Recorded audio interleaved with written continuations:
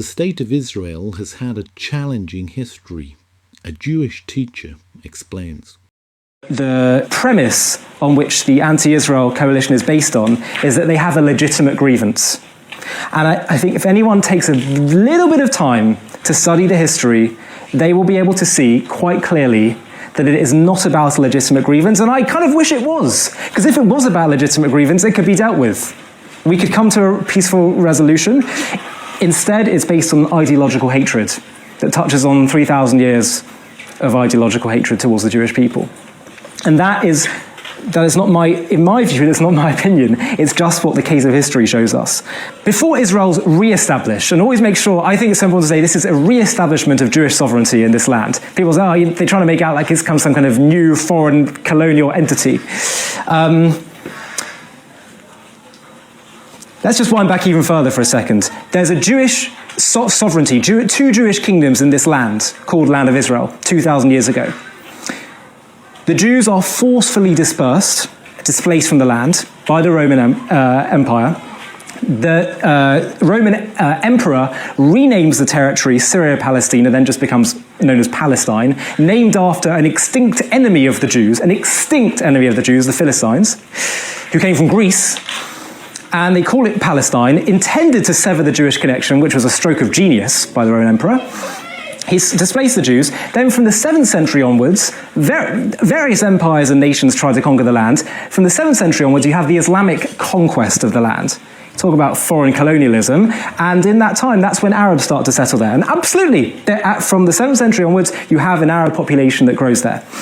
Then, by the way, Jews always maintained a presence there. Even before them, in small part, most of them were forcefully displaced, but they were there. Then, for thousands of years, Jews pray, as anyone that knows when they do grace after meals or daily prayers in the Amidah, pray to return to the land. It's all over the Torah. Anyone that says Judaism and Zionism have nothing to do with each other, it's all there in the Torah. It's obsessed with the Jewish peoples going to the Promised Land. So, from the 19th century, there's a movement called modern Zionism to start returning to this land through legal, peaceful means. How would that be done? Through purchasing land. Legal, that's legitimate. And so Jews start returning there. And now, by the 20th century, you've got a strong Jewish population, you've got a strong Arab population. So, what do we do with it? So the British are now controlling this territory. They hand it over to the UN. So the UN's thinking, okay, we've got a Jewish population and we've got an Arab population here. There has been a Jewish state 2,000 years ago. There's never been an Arab state, but we don't want to start displacing people and force people. So how about this? Let's create two states. Let's create an Arab state that can have some Jews living in it, by the way, and we'll have a Jewish state that can have some Arabs living in it. The Jews say, sounds good to us, the world agrees to it, and the Arabs say, no, we don't want that. So, in 47 and 48, Arab states go to war to try to destroy Israel, to throw the Jews into the sea. Again, this is all historical fact. They lose. But here's the key point. If they had won in 48, what would happen to this plot of land? Would we have a free Palestine? Would there be a Palestinian state? No.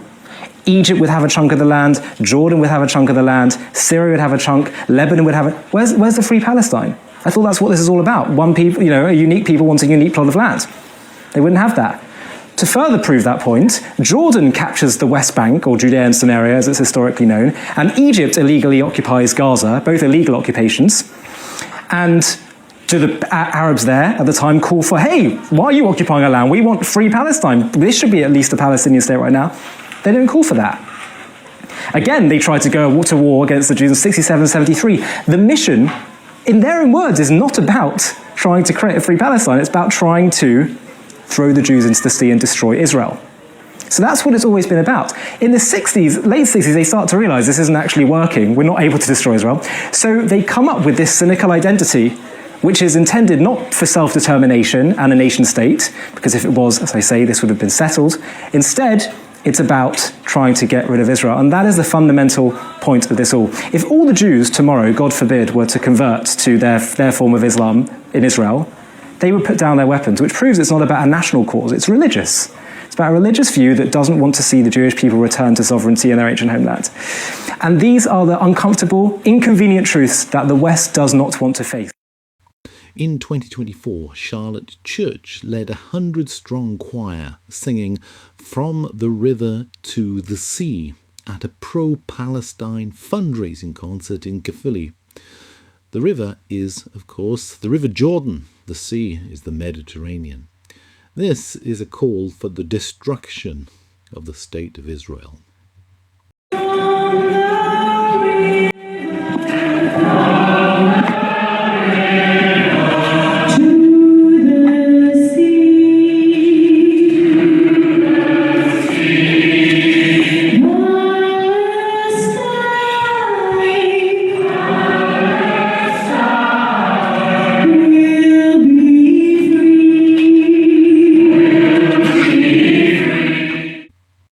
This is a song that Church has also sung on the streets of Cardiff. From the river to the sea, your turn. From the river to the sea, Palestine will be free. Your turn. Palestine will be free. Put it together. From the river to the sea, Palestine will be free. From the river to the sea, Palestine will be free. In March 2025, Sami Abu Zuhri, head of Hamas political department abroad, was interviewed on Libyan television. Abu Zuhri explained that the impact of the martyrdom of Gazan civilians on Western students was a dream come true for Islam. هذه المعركة هي معركة خالدة، معركة تاريخية، معركة غير مسبوقة.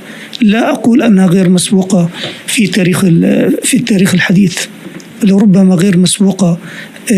هي قريبة من معارك الإسلام الأولى. البيت الذي هدم يعاد بناؤه، والشهيد أرحام إنسانية تلد أضعاف من الشهداء. هل تعلم أن عدد المواليد في غزة يساوي عدد الشهداء الذين سقطوا في هذه المعركة؟ أن ما لا يقل عن 50,000 مولود ولدوا أثناء المعركة في غزة. اليوم الناس في فرنسا، في أوروبا، في أمريكا، شو اللي بخليهم يسلموا؟ عشان ما نقزمش الموضوع ونقول غزة انهدم فيها 20 بيت ولا 100 ولا 1000. تداعيات المعركة أكبر بكثير من مساحة غزة، أكبر بكثير من مساحة الإقليم. تداعياتها أكبر من الزمان والمكان، تتجاوز. مين كان بيحلم أنه الشباب الطلبة في أمريكا في جامعات التي تخرج السياسيين يخرجون ضد قيادتهم، ضد الاحتلال الصهيوني، ويقولون أن فلسطين يجب أن تتحرر من البحر للنهر وليس في 67 كما يقول معظم زعماء العرب. هم ضد المشروع الصهيوني بالكامل يعني. بالكامل. هذا حلم أن يحدث. اليوم المسلمين اللي أعدادهم تتضاعف أضعاف كثيرة بسبب ما يجري في غزة. اليوم غزة هي ملخص ما يجري، هو تفسير جديد للقرآن الكريم. يعني الواحد كان يقرأ آيات ربما لا يعرف معناها، لكن كثير من هذه الآيات وهو يراقب ما الذي يجري في غزة أصبح يفهم معناها من خلال تفاصيل كثيرة نراها كل يوم في غزة. لذلك الذي حدث في غزة مش قصة 100 بيت انهدم و1000 شهيد استشهد، قصة أكبر من ذلك بكثير. غزة اليوم أعطت درس ليس للاحتلال، أعطت درس الأمة، درس العالم. تداعياته وثماره ونتائجه كبيرة جدا. أما البيت يعاد بناؤه والشهيد إن شاء الله عشرات الأضعاف ننتج غيرهم، وهذه أثمان. On the streets of Cardiff, Church was supported by Nizar Dahan, a very influential activist. Dahan was one of the figures highlighted in the We Are Wales project organised by Ethnic Minorities and Youth Support Team and Race Alliance Wales to highlight influential individuals of a minority ethnic background who give selflessly to their communities. In 2017, Dahan was nominated for a St. David's Award supported by the Welsh Government.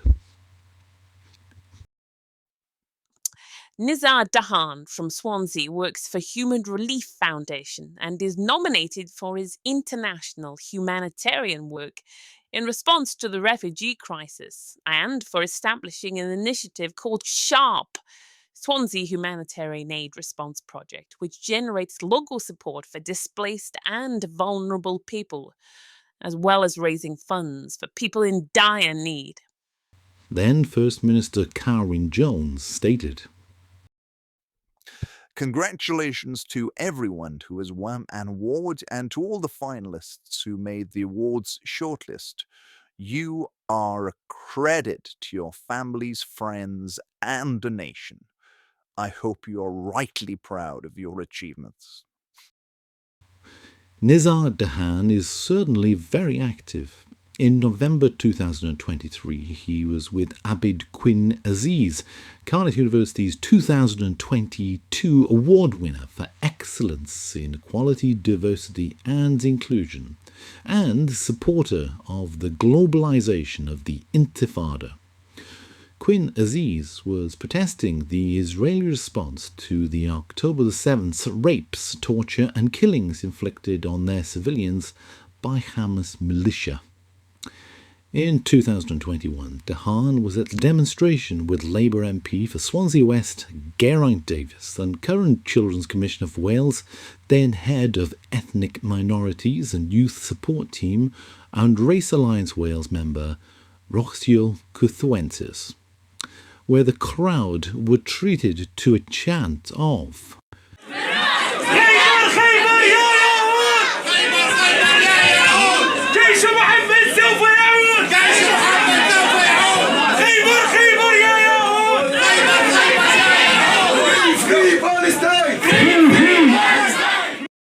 Ex-Muslim Yasmine Mohammed explains the significance of Khaybar, Ya Yahud. So the Quran is full of edicts that are telling Muslim people that they need to hate Jews. And you get told it in a way like, you must hate what Allah hates and you must love what Allah loves. Through the stories, we can see things like the Jewish people did not convert to Islam the way Muhammad wanted them to. They did not kowtow when he was threatening to, rape and pillage and murder them. One very famous story is that of Khaybar, which is a very large, I think it was like 700 or 800 tribe of Jewish people. He murdered all the men, took all the boys to be raised as Muslim soldiers, and took all the girls and all the women as sex slaves. They still speak of it to this day. When you saw Hamas on the day of the ceasefire, they're screaming about Khaybar, Khaybar, the glory of Muhammad, the power of Muhammad, this will all return. So they're basically calling for the genocide of Jewish people. Dahan has been working with Nelly Adam, shouting that Palestine is occupied and Israel needed to be charged with genocide.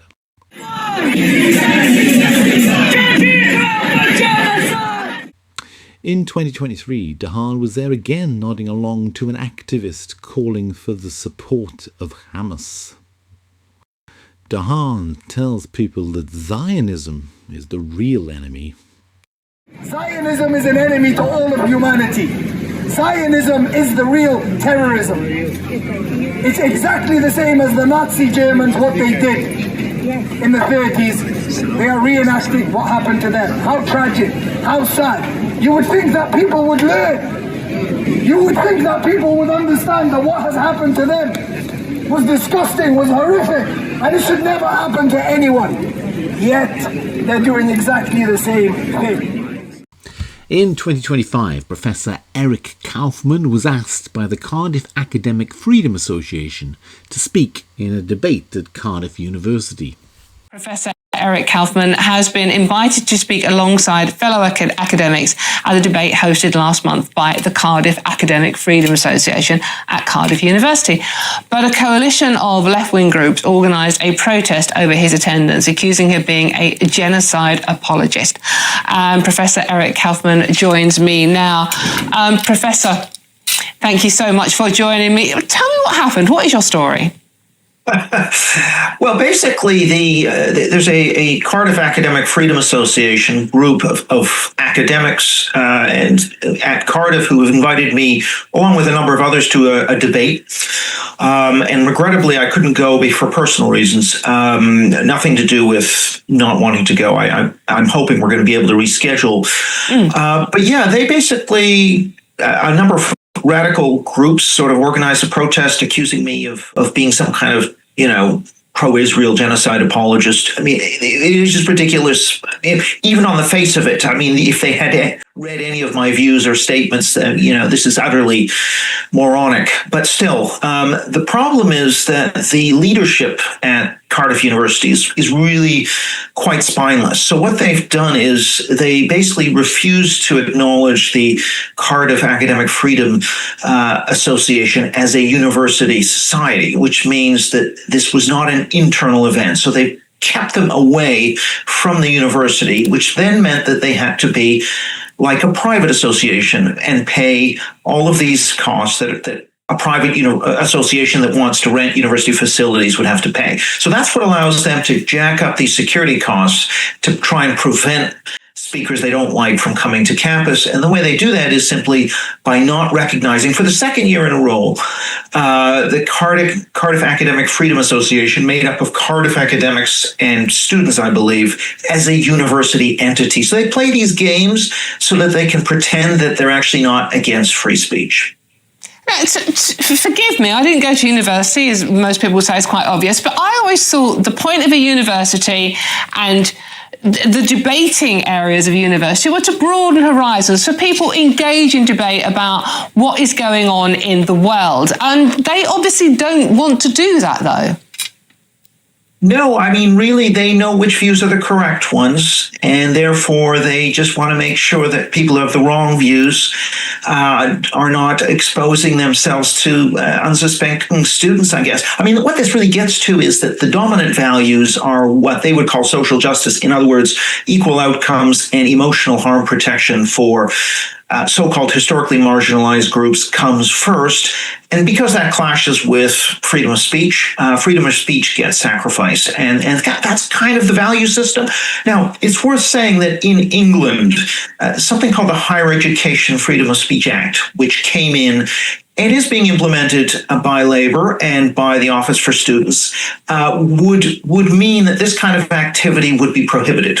But Wales falls outside the jurisdiction of the Higher Education Freedom of Speech Act. So the Cardiff Academic Freedom Association has no recourse to take their university to the Ombudsman. And so that's kind of a failure of the act to apply to Wales, which is just too bad, because in England they would be breaking the law. Yeah, exactly. That's a good point, actually. And Eric, but who decides on what is wrong speak and what is right speak? Well, they have the way this works is they take a political position, which is actually quite radical, that says words are violence. They take that position and they try and say, well, no, this is just natural and normal. And we believe in free speech, but we don't believe in hate speech, which, of course, they then take the meaning of hate, they stretch it to include any views which might offend any member of the most sensitive member of a historically marginalized group. And so by doing this, playing this game of hate speech, they are essentially against free speech, but they can pretend that they're in favor of it. In other words, they're in favor of free speech for the views they like and not for the views they don't like, which really isn't free speech. And what did you say that got them accusing you of being a genocide apologist?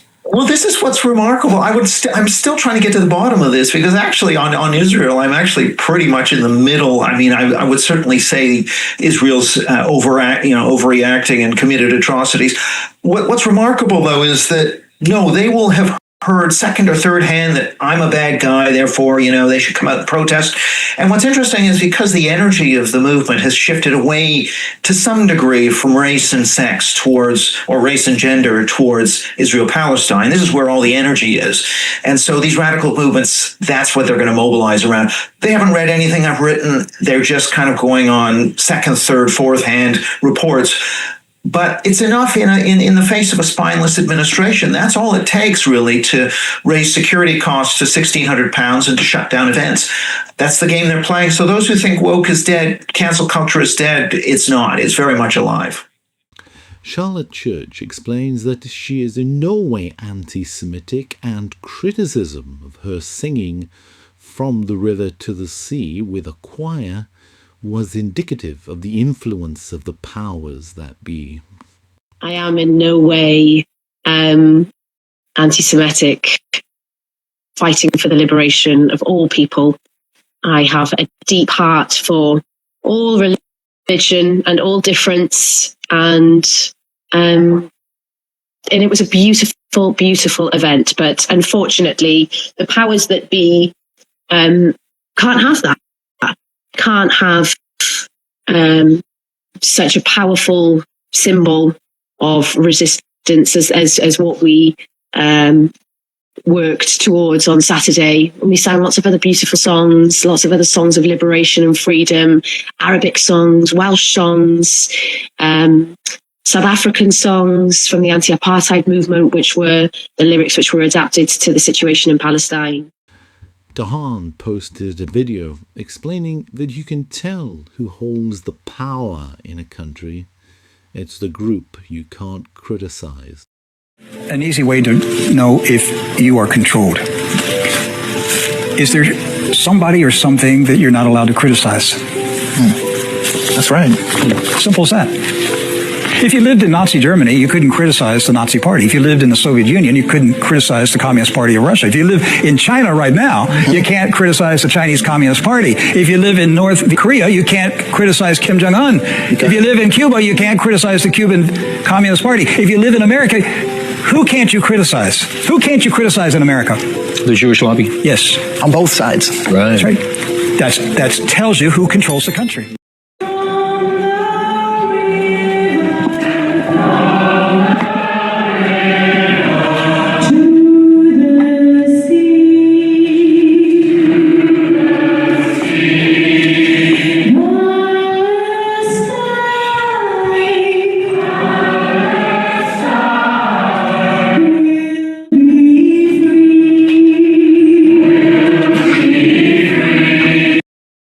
In no way anti-Semitic, fighting for the liberation of all people. مين كان بيحلم أنه الشباب الطلبة في أمريكا في جامعات التي تخرج السياسيين يخرجون ضد قيادتهم ضد الاحتلال الصهيوني ويقولون أن فلسطين يجب أن تتحرر من البحر للنهر وليس في 67 كما يقول معظم زعماء العرب. هم ضد المشروع الصهيوني بالكامل يعني. بالكامل. هذا حلم أن يحدث.